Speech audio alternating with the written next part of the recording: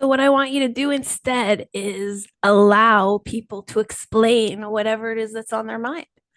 Like, when's the last time you met two people who had anxiety or addiction for the same reason? You see my little suckers? This guy over here is not doing the same type of anxiety as this person. This person has anxiety because their mom, yelled at them when they were a child. And this person over here has anxiety because of their abusive ex-husband.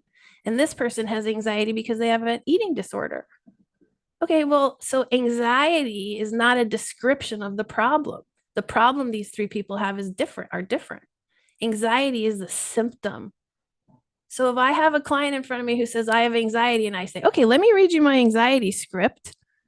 And they're like, well, that didn't help for shit because you have no idea why I have the anxiety. They're right.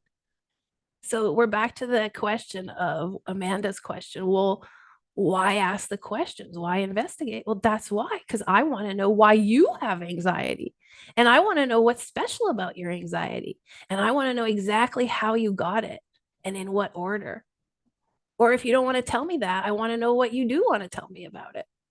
Because then we can deal with you, the individual, not the anxiety, the topic or the label. That's why I charge big bucks for what I do, because I'm really creating it in the moment for each client. And that takes a lot of attention and focus. I would not charge this kind of money if I was reading scripts, because that's not special for each person.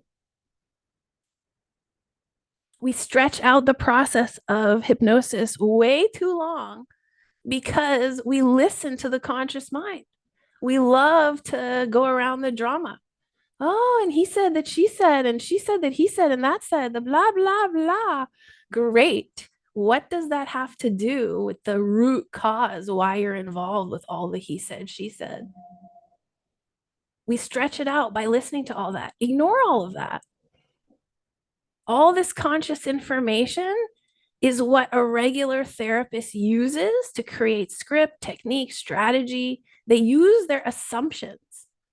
They use what they were educated by in their school or in their, by their guru to say, hey, I can solve your problem based on all of this conscious shit that you told me.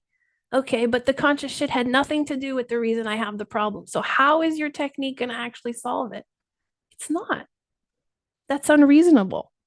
That's just saying, because I have a degree, I can do better than you can. Well, that's nonsense. I can tell you because I have a really high degree. That's really not true. I can't do shit with my degree if I don't understand what you're talking about or why you're here. So trash all that. Trash every conscious thing you hear from the client. Isn't this a funny picture? I had a lot of choices for curiosity, but I went with these meerkats. I hope they stick with you because this is all you're going to do today.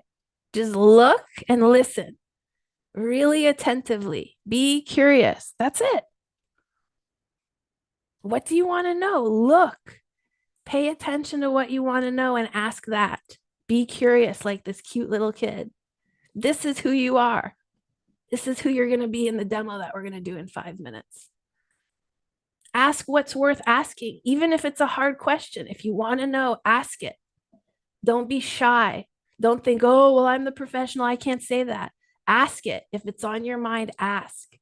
That's your intuition telling you, go towards something. And we're just practicing now. So if you ask the wrong or right, or there is no wrong or right, but if you ask something that's off the wall and it goes nowhere, we'll just chalk it up to an experiment. Don't worry about it. This is the attitude that I want you to have. Like, what's going on? Look at how kids are so cool. They all pay attention, they all curious, they all give a shit.